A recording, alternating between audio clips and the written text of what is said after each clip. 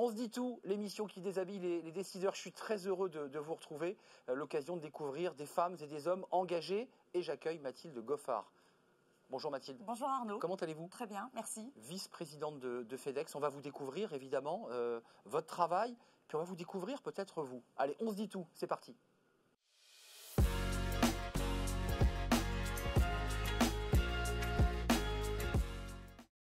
Avec nous Mathilde Goffard, merci d'avoir répondu à notre invitation, merci d'être là parce qu'on se dit tout, c'est un peu une émission comme ça où on essaie de fendre un petit peu l'armure. Alors, versus professionnelle, vice-présidente de FedEx, une très grande entreprise, on va en parler évidemment.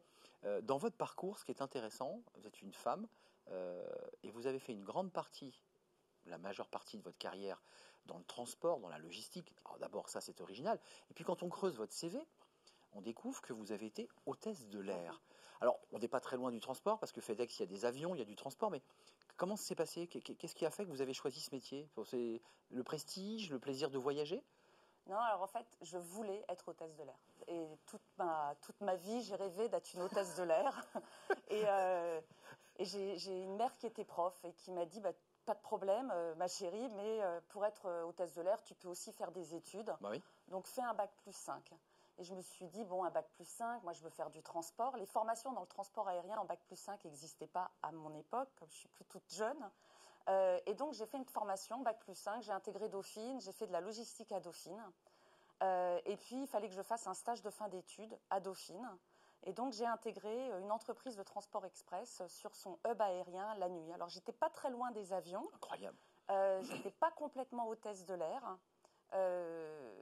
Mais je suis quand même allée au bout du rêve. C'est-à-dire que j'ai intégré une boîte à l'époque qui était Chronopost.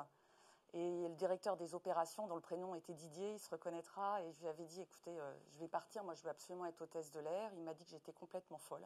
Et je suis devenue hôtesse de l'air pendant un petit moment. Ah donc vous êtes allé au bout de l'histoire. Vous avez vraiment eu, parce que l'hôtesse de l'air, c'est quand même toute la symbolique de l'uniforme, des gestes que l'on fait, de l'accueil, du sourire. Vous l'avez fait? Je l'ai fait. Je suis partie à l'époque, donc on est en 98, dans un endroit qui à l'époque était inconnu, qui était Dubaï. Je suis partie pour être hôtesse de l'air pour Emirates. J'ai vécu fantastique. Voilà. J'ai vécu 1 an à Dubaï, donc j'ai eu la chance de découvrir la culture, de découvrir énormément de populations différentes et d'apprendre le métier du service en le faisant. Alors après 1 an, le fantasme est devenu réalité. Ouais. Vous êtes revenu sur Terre, quoi. Absolument. J'ai rappelé Didier, je lui ai dit, est-ce que je peux revenir finalement? Et j'ai repris ma carrière dans le transport express. Vous aviez besoin de cette expérience pour ensuite vous confirmer à l'idée que c'était la logistique et le transport qui vous passionnaient? Absolument, absolument. Mais juste d'un mot, parce que votre maman est professeure, donc elle vous accompagne, vous êtes accompagné, mais quelle était la passion qui vous habitait dans le transport, la logistique? Parce que, encore une fois, il y a le débat sur les sujets des jouets genrés, des activités genrées. Oh, c'est plutôt un métier d'homme comme ça. Qu'est-ce qui vous plaisait? Qu'est-ce qui vous passionnait? Alors, ce qui m'a passionnée, et alors c'est peut-être et qui vous passionne encore, un cliché au démarrage. Je faisais mes études à l'université de Dauphine, j'étais en plein 16e arrondissement à Paris. Près du bois de Boulogne. Absolument, et je me retrouve à Roissy la nuit sur un hub avec une population qui n'était pas la population de mon quotidien, tout simplement. Bien sûr. Et en fait, et c'est ce que j'aime encore aujourd'hui dans mon métier, c'est ce contact au quotidien avec les hommes et les femmes de ces équipes-là, ce travail sur le terrain. C'est quoi cette solidarité, ce lien fort? Une solidarité, une immédiateté, parce que dans l'Express, il faut qu'on bouge tout de suite nos colis. Et c'est avant tout un métier qui repose sur les hommes et les femmes de notre entreprise. On va parler de FedEx, on va parler de son développement et puis des exigences que vous avez, parce qu'il y a une véritable exigence de service qui vient faire écho finalement à vos activités peut-être d'hôtesse de l'air. Rendre le service. Quand vous posez l'uniforme FedEx, le vendredi soir peut-être, je sais pas, vous vous plongez dans un livre, vous vous ressourcez, vous allez marcher dans la forêt, parce que vous êtes quand même dans un univers très béton, de bruit, d'objets. Est-ce que vous avez besoin comme ça de vous éloigner un peu de tout ça? Alors, je pense qu'il est essentiel de s'éloigner de tout ça pour pouvoir garder le recul nécessaire à notre métier. Alors moi, j'ai la chance d'avoir une vie de famille comblée. J'ai 2 enfants fantastiques, une fille de 20 ans, Lucie, un garçon de 17 ans, Antoine. Donc eux deux sont déjà ma soupape, mon compagnon, ses enfants. On a une famille recomposée. Je suis très entourée par le reste de ma famille, mes amis. Et mes week-ends, je les consacre voilà, à passer du temps avec eux. Donc vous redescendez, quoi. Voilà. Et puis on revient dans la vie du quotidien, mais sur les plaisirs du quotidien, manger ensemble. Moi, j'adore cuisiner. Prendre le temps. Prendre le temps, mais de choses simples. Voilà, juste être ensemble. Vous avez quoi comme livre sur votre table de chevet? Alors, j'ai le dernier Joël Dickers que je n'ai pas encore commencé. Que j'ai fini. Que vous avez fini. J'avais lu le dernier, La Chambre, le numéro doit pas être le bon, 624. Oui, exactement. C'est ça, voilà, que j'ai adoré. J'adore tous ces Donc tous vous ces êtes dans le livres. Dickers. Je suis dans le Dickers. Donc un peu du polar, un peu du livre d'aventure. Enfin, quand même, c'est pas un roman à l'eau de rose, hein, le Dickers. Non, mais c'est quand même romancé. Il y a quand même une jolie histoire derrière. C'est toujours bien rythmé, avec des beaux décors, des belles descriptions.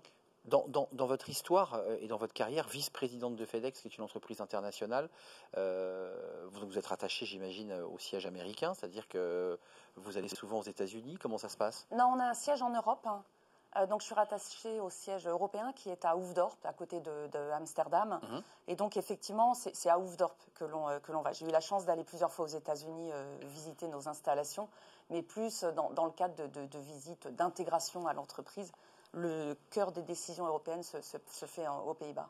Encore une fois, on a beaucoup évolué sur la question de l'égalité femmes-hommes, mais est-ce que parfois on vous regarde avec des hommes ou lors de cocktails, de cérémonies, on se dit, tiens, une vice-présidente femme qui dirige de la logistique, encore une fois, je le dis, il faut aller voir sur une plateforme, j'y suis allé, il y a quand même beaucoup de force, de rapidité, de bruit, et beaucoup d'hommes quand même sur les tarmacs qui déchargent ou qui chargent. On vous regarde étonnamment, comment vous sentez ça? Alors, je pense de moins en moins. Je me souviens d'entretiens dans ma carrière où on m'a demandé mais pourquoi une femme veut travailler sur un hub, qu'est-ce que j'allais pouvoir faire de mes enfants quand je serai là, qui allait s'en occuper. Donc c'est des questions aujourd'hui qu'on pose de moins en moins. Aujourd'hui, le métier se féminise de plus en plus, hein, même s'il y a quand même effectivement une image publique là-dessus. Un débat sur le recrutement quand même, hein. Il y a un sujet. Hein. Il y a un sujet. Voilà, donc est-ce que c'est un métier de femme aujourd'hui? Non, mais je pense qu'il n'y a pas de métier de femme, il n'y a pas de métier d'homme, et c'est l'évolution de la société dans ce sens.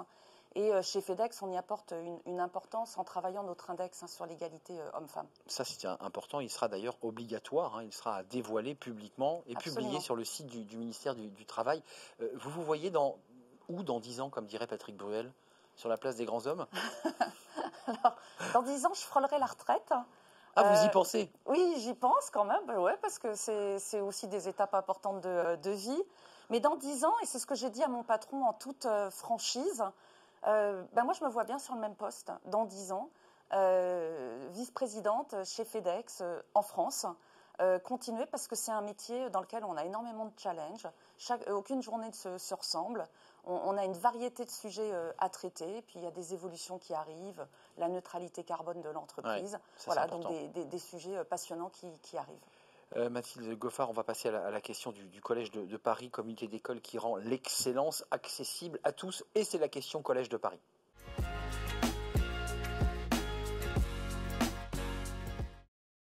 Mathilde Goffard, la question Collège de Paris, vous l'avez choisie parce que parmi un certain nombre de questions, vous avez choisi celle-ci. Alors, on l'a un peu évoqué, le débat du recrutement et de l'alternance. L'alternance est considérée par beaucoup comme un complément essentiel pour la formation des talents et un outil majeur de l'ascenseur social. Quelle est votre vision et quelle est votre stratégie chez FedEx sur ce sujet? Alors, l'alternance avait en France une mauvaise réputation, alors que si on regarde en Allemagne, depuis longtemps, l'alternance est présente.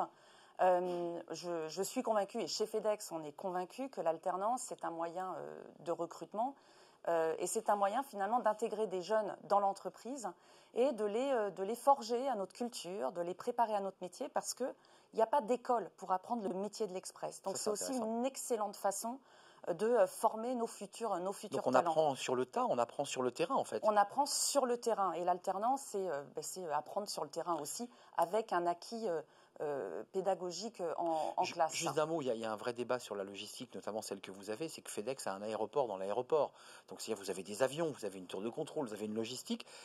Qu'est-ce qu'on demande en qualité à un jeune alternant quand il y a du recrutement? C'est quoi? Être méticuleux, être rapide, être efficace? Alors c'est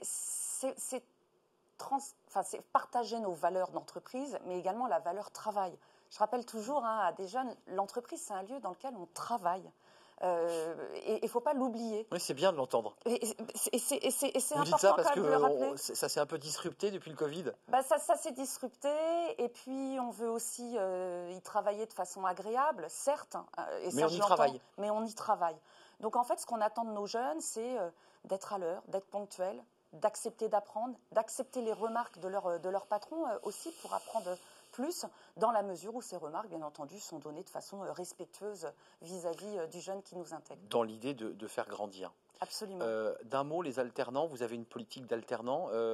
Est-ce que déjà vous avez un peu de recul en vous disant notre choix de l'alternance nous aide bien? C'est-à-dire qu'on a quand même des gens maison qui connaissent les peintures de guerre de la boîte et qui savent bosser. Est-ce que c'est ça la... Alors, on est rentré finalement il y a peu de temps dans l'alternance. Pas encore assez de recul. On n'a pas assez ce recul. Par contre, à la rentrée de septembre, on est en train de recruter actuellement 90 alternants pour l'entreprise, dans toutes les fonctions de l'entreprise, que ce soit des fonctions, ce qu'on appelle back-office, donc vraiment cœur de métier dans nos stations. On a 140 stations en France, mais aussi au sein des ressources humaines, de la force commerciale, du marketing. Question d'Anjaro, vous allez voir, elle fait écho avec les propos que nous tenons depuis quelques minutes. La start-up Anjaro qui aide à gérer de manière agile vos remplacements pour faire face aux effectifs ou aux sous-effectifs urgents. C'est la question d'Anjaro et c'est tout de suite.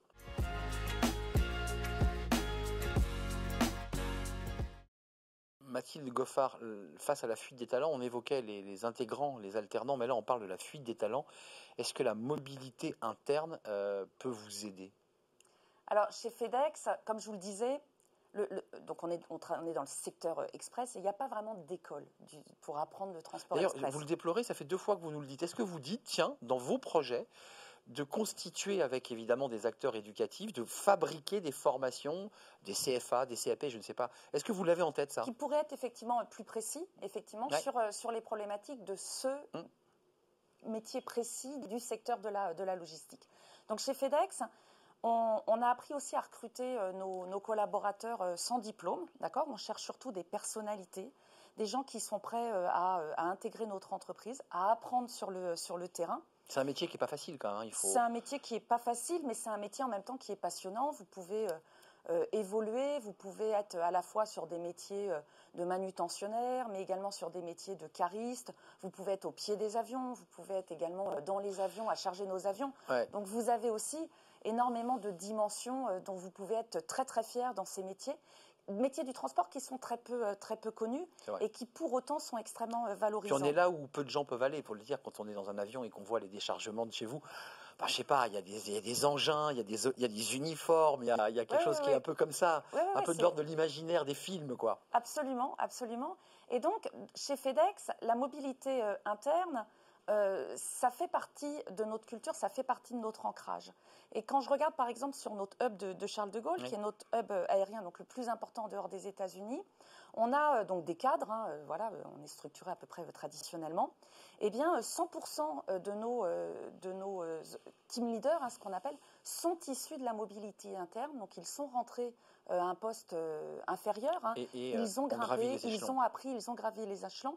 Et c'est aussi comme ça que chez FedEx, on fidélise nos talents en leur offrant cette mobilité interne, mais également une mobilité transverse. Ce n'est pas parce que vous avez évolué aux opérations que demain, vous ne pourrez pas intégrer l'équipe des ressources humaines ou bien alors devenir vendeur. Donc, il y a vraiment les possibilités sont infinies et on retient ainsi nos collaborateurs. Il nous reste un tout petit peu de temps. Il y a un enjeu de transition écologique qui a impacté notamment les avions. On a vu tous ces avions au sol. Et il y a eu à cette époque, ce qui n'est plus le cas aujourd'hui, un vrai débat sur c'est la fin de l'avion. L'aviation s'est terminée et on voit qu'aujourd'hui, l'ensemble du secteur recrute. Vous avez été inquiète parce que vous étiez forcément directement impacté par cette situation et des sujets lancés par notamment des écologistes considérant que c'était une source de pollution. Est-ce que là, il y a toute une réflexion à mener sur la qualité du service, la manière dont on transporte, avec quels outils on transporte les colis? C'est une question que vous avez en tête. C'est une question et puis à laquelle FedEx a clairement répondu. On ambitionne d'atteindre la neutralité carbone en 2040. La moitié de notre flotte route sera électrique d'ici 2025. Alors l'avion électrique n'existe pas, mais il y a énormément de façons de réduire l'impact écologique des avions. On a des procédures d'approche douce sur l'aéroport de Roissy. On a renouvelé notre flotte, qui du coup est une flotte moins polluante. Et donc FedEx s'inscrit parfaitement dans ces problématiques environnementale. Merci Mathilde Goffard, j'ai envie de vous dire bon vent, parce que c'est quand même une aventure quotidienne d'être vice-présidente de FedEx, parce que, comme vous le disiez, c'est une forme d'aventure, hein, tout peut arriver, il faut quand même que le client soit servi en bout de chaîne, dans des conditions optimales et de rapidité, c'est évidemment tout l'enjeu. Merci d'être venu nous rendre visite dans On se dit tout. Je rappelle que vous êtes la vice-présidente Grande Opération France, qui est votre titre exact. Et puis on termine par la dernière question, la question de l'hémicycle, parce que celle-là, je vous laisse seul face à la caméra. Vous aurez un petit pupitre bleu, blanc, rouge. Qu'est-ce que vous auriez envie de changer? Alors vous l'avez peut-être un petit peu dit, je ne sais pas ce que vous allez nous dire, mais sur la formation, sur l'accompagnement des jeunes ou la création d'une filière. Je vous laisse face à la caméra. C'est la question de l'hémicycle, c'est tout de suite.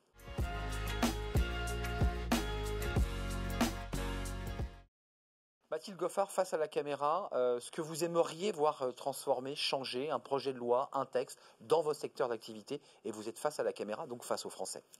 Chez FedEx, ce que l'on aimerait, c'est créer un Erasmus entre les fonctionnaires, l'aspect public, et les professionnels, de façon à ce que on puisse mieux comprendre les contraintes de la logistique et faire comprendre donc, à la dimension publique qu'il y a des enjeux dans notre métier et que notre métier n'est pas uniquement contraignant, polluant. Et on doit pouvoir harmoniser nos approches sur la logistique et notamment la logistique urbaine. Un Erasmus, ça c'est une belle proposition. Merci. Cette fois-ci, je vous salue vraiment. Je vous redis bon vent.